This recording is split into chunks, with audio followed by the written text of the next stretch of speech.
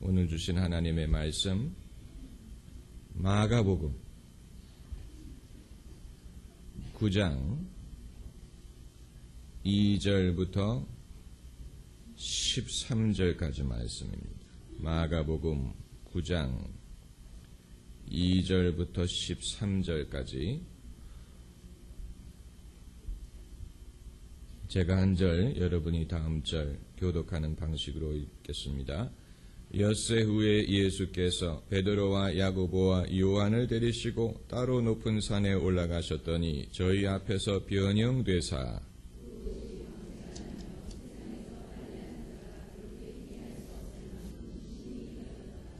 이에 엘리야가 모세와 함께 저희에게 나타나 예수로 더불어 말씀하거늘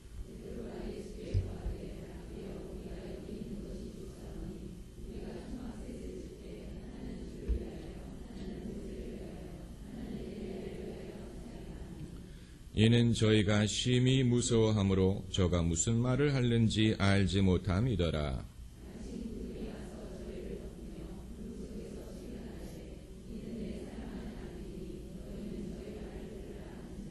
문득 둘러보니 아무도 보이지 아니하고 오직 예수와 자기들 뿐이었더라.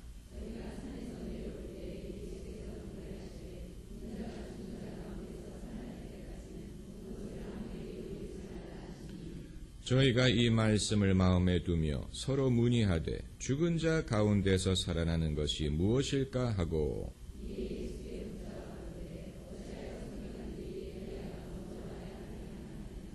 가라사대 엘리야가 과연 먼저 와서 모든 것을 회복하거니와 어찌 인자에 대하여 기록하기를 많은 고난을 받고 멸시를 당하리라 하였느냐.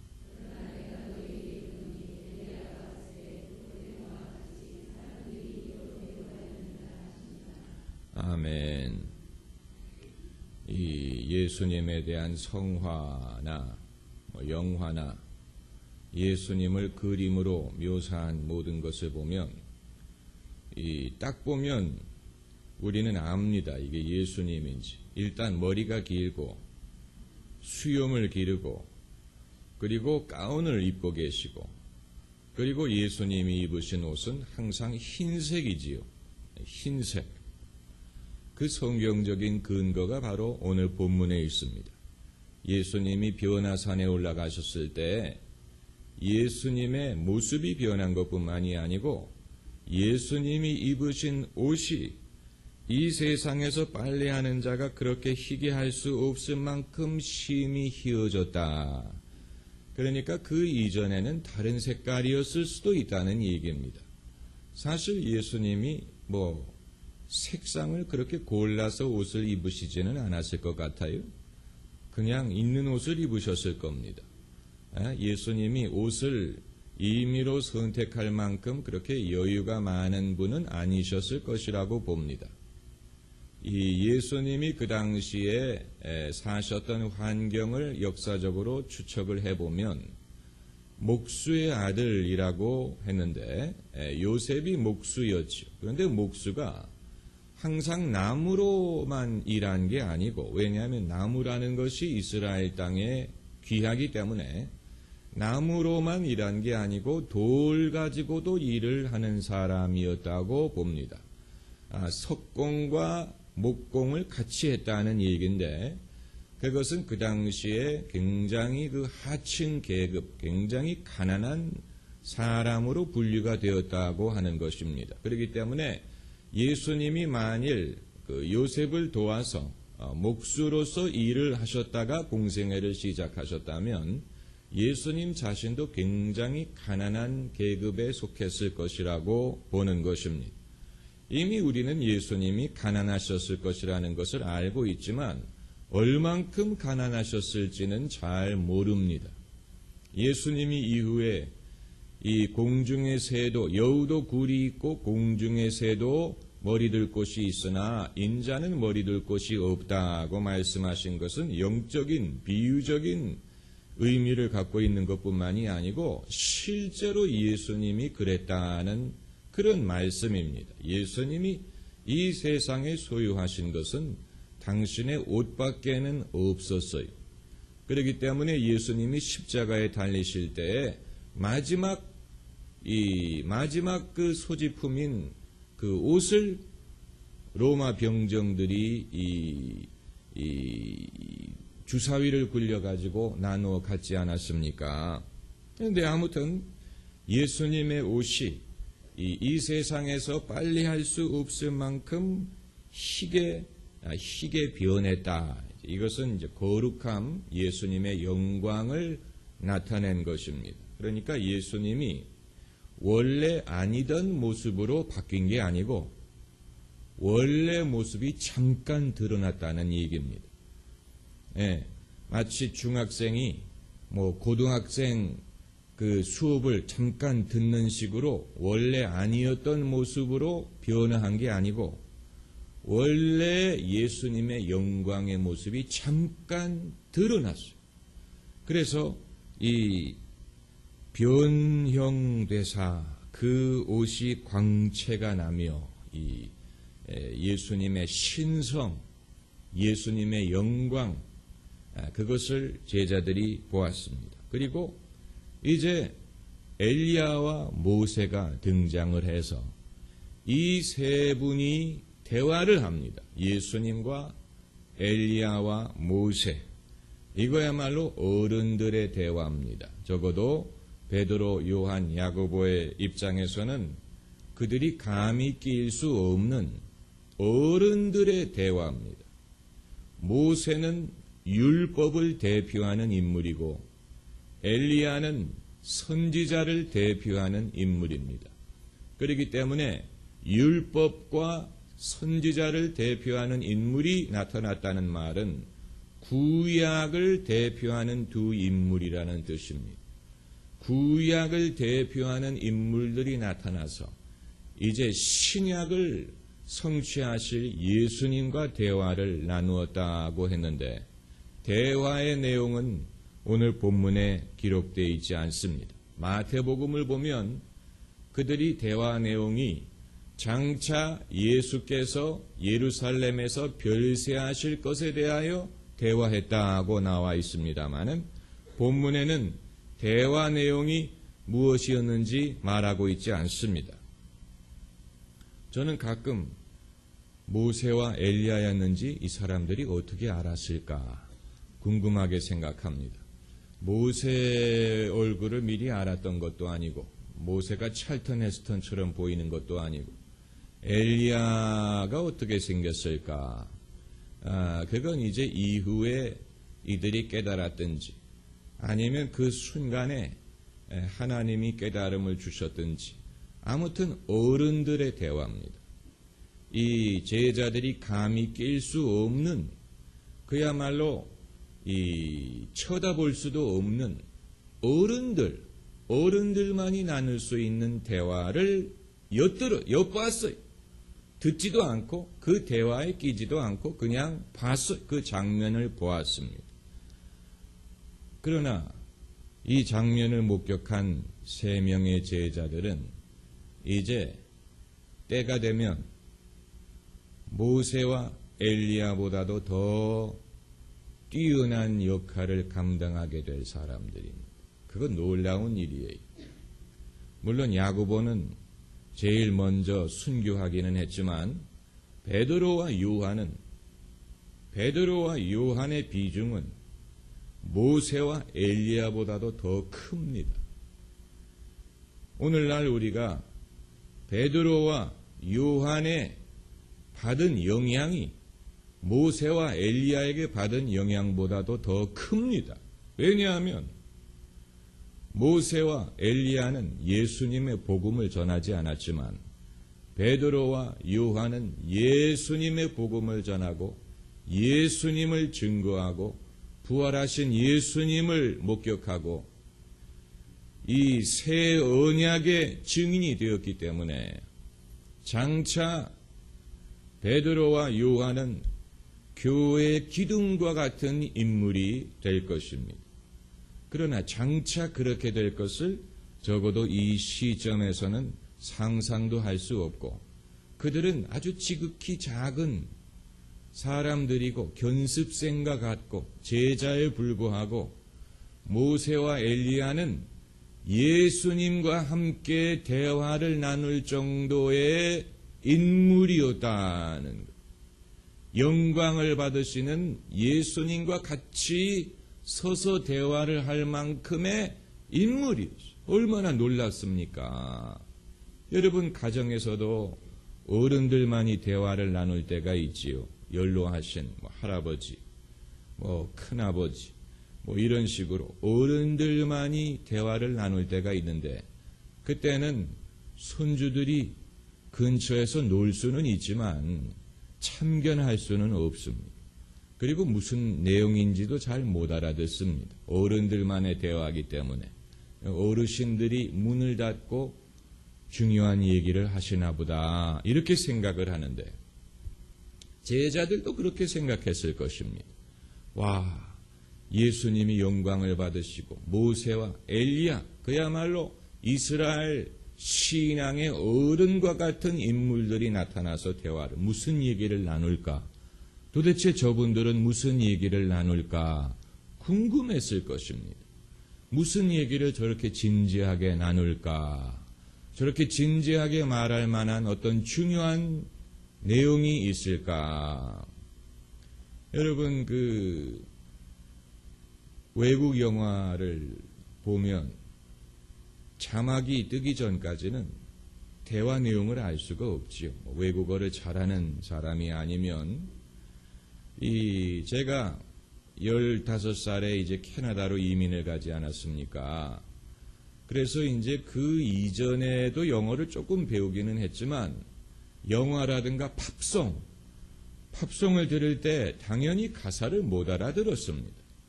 멜로디가 좋아서 좋아한 것이지 가사가 마음에 들어서 곡을 좋아한 적은 없습니다. 옛날에 여러분 그 팝송을 번역해서 들으신 분 계실 것입니다. 무슨 카펜터스니 무슨 이런 가사를 어느 정도 번역해서 듣지만 가사가 마음에 드는 게 아니고 처음에는 멜로디가 마음에 든 것이지요. 그런데 이제 세월이 지나서 제가 귀가 트이고 옛날에 들었던 곡을 다시 들으니까 가사가 들리는 거예요. 옛날에는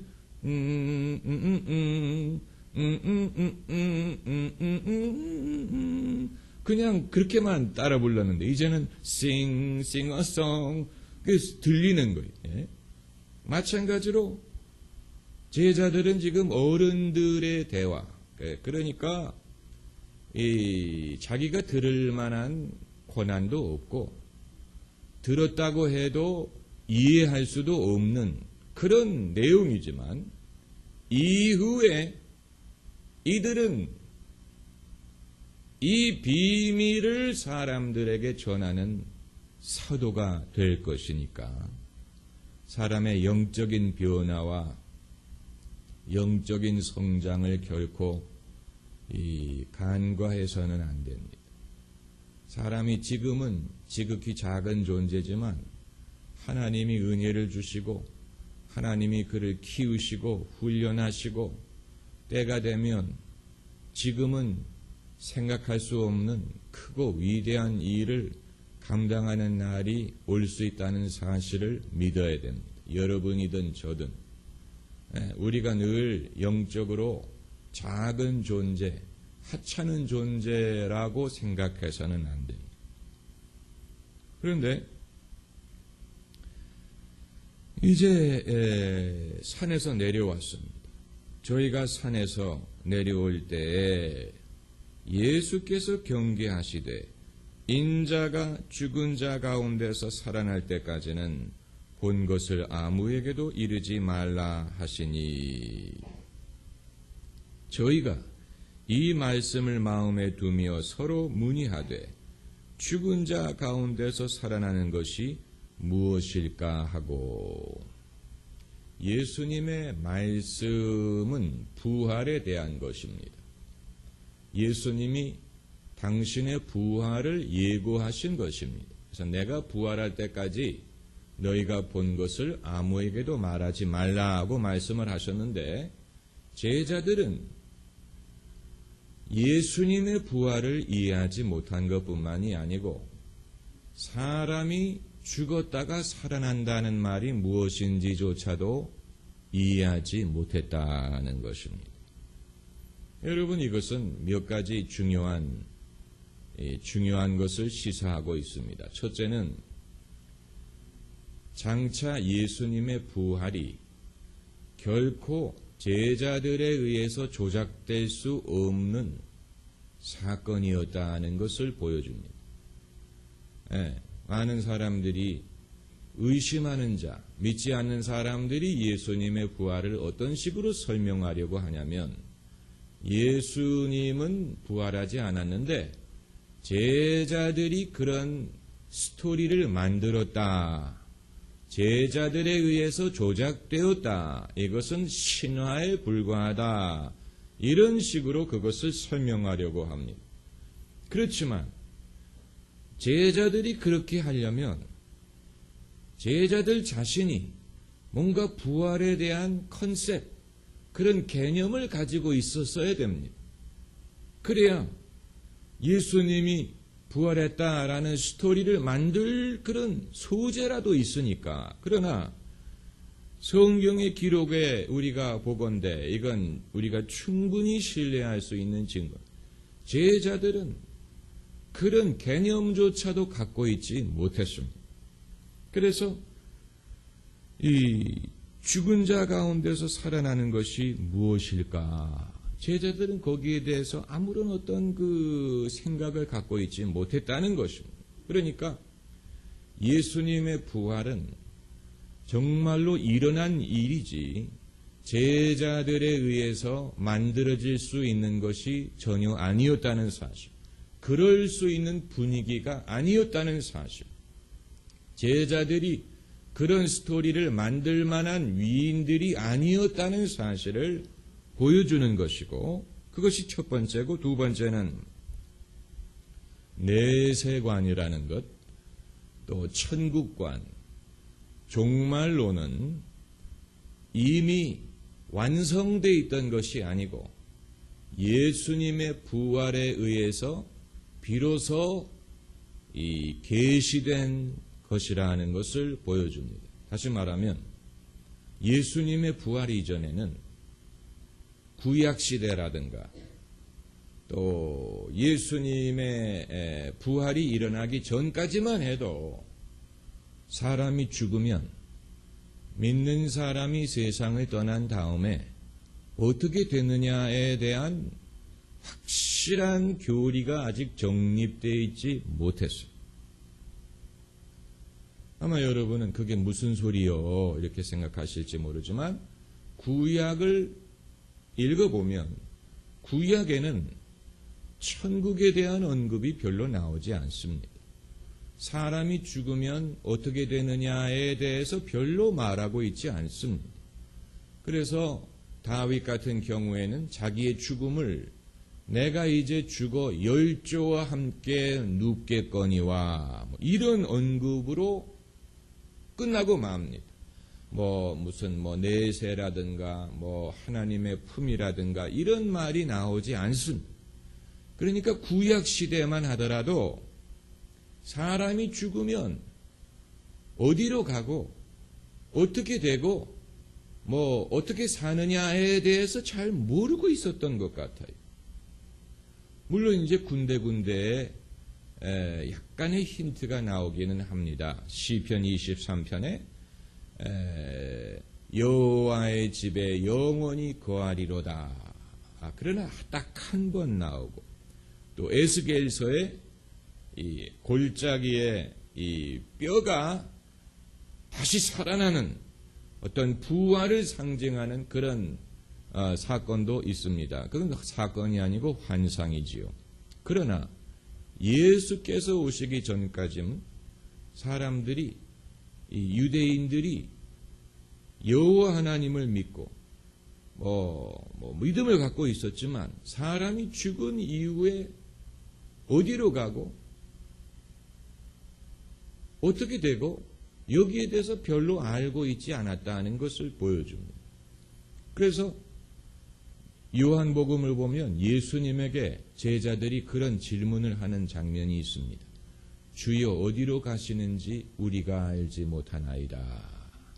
어디로 가시는지 쿠오바디스라. 어디로 가시는지 우리가 알지 못하나이다. 그때 예수께서 말씀하시기를 나는 길이요 진리요 생명이니 나로 말미암지 않고는 아버지께로 올 자가 없느니라. 예수님이 비로소 아버지께로 갈 수 있는 길을 계시하신 것입니다. 나는 길이요 진리요 생명이 나로 말미암지 않고는 아버지께로 올 자가 없느니라.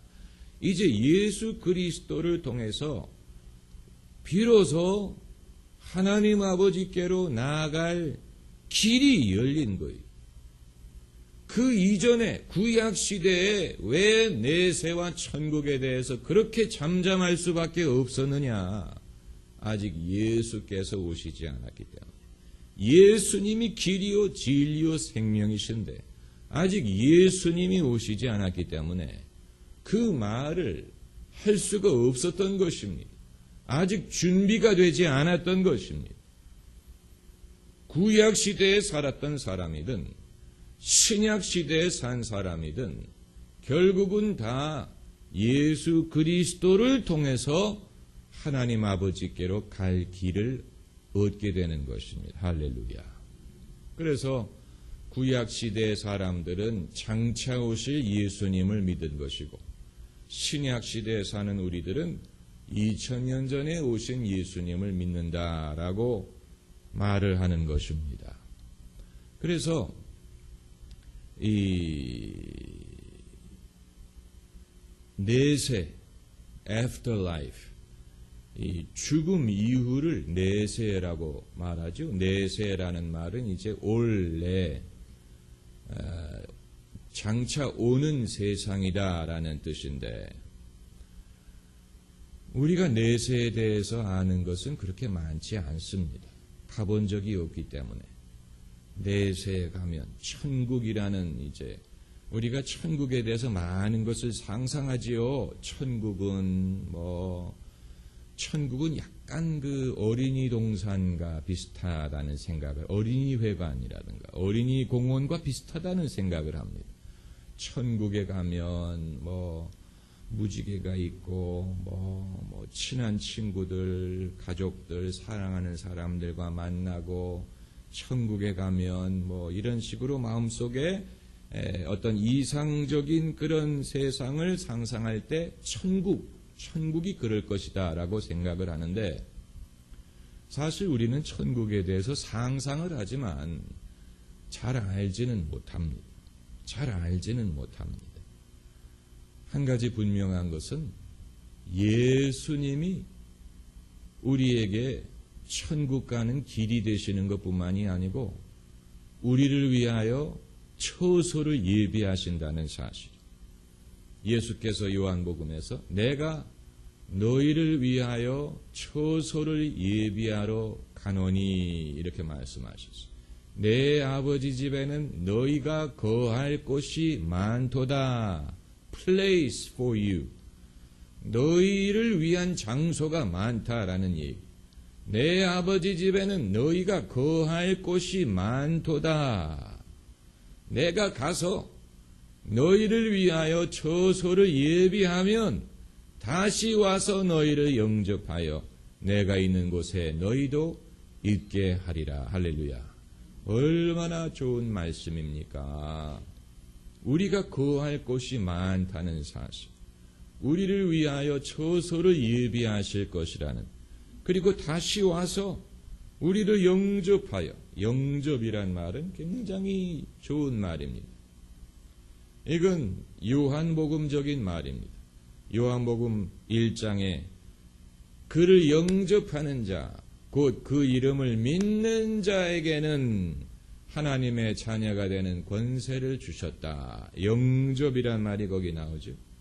우리가 이 땅에 살 때 예수님을 영접하면 우리가 세상 떠날 때 예수님이 우리를 영접하시, 영접이란 말은 웰컴이란 말, 환영한다는 일. 우리가 이 땅에 살 때 예수님 어서 오시옵소서. 예수님 환영합니다. 예수님을 영접합니다. 예수님을 영접하면 우리가 이 세상을 떠나는 날 예수님이 우리를 영접하셔서 어서 오너라. 웰컴. 어서 오너라. 우리를 영접하여 당신이 계신 곳에 우리도 있게 해 주신다는 말씀이. 그것만 해도 내세에 대한 충분한 믿음의 근거가 됩니다마는 예수님은 당신이 우리를 영접하시는 약속뿐만이 아니고 예수님 자신이 죽음을 이기고 부활하셨어요. 이것보다도 더 확실한 내세가는 없는. 우리는 그렇기 때문에 그저 영혼의 불멸설이라든가 내세에서 상급을 받는다든가 어떤 그런 하늘나라에 간다든가 그런 막연한 것보다도 가장 분명한, 더 이상 분명할 수 없는 몸이 다시 사는 것과 몸의 부활을 우리가 믿을 수 있는 근거는 예수님이 부활하셨기 때문입니다. 예수님. 사도신경에 고백하는 그대로입니다. 몸이 다시 사는 것과 죄를 사하여 주시는 것과 몸이 다시 사는 것과 영원히 사는 것을 믿사옵나이다. 이 세 가지. 이 세 가지는 우리 개인의 종말론에 대한 고백입니다. 죄를 사해 주신다는 것. 우리의 몸이 다시 살 것이라는 것. 누구처럼? 예수님처럼. 예수님이 죽은 자 가운데서 살아나셔서 부활하신 것처럼 우리도 몸이 다시 살 것을 믿고 영원히 사는 것을 믿사옵나이다. 멸망치 않고 영생을 얻게 하려 함이라는 말씀 그대로입니다.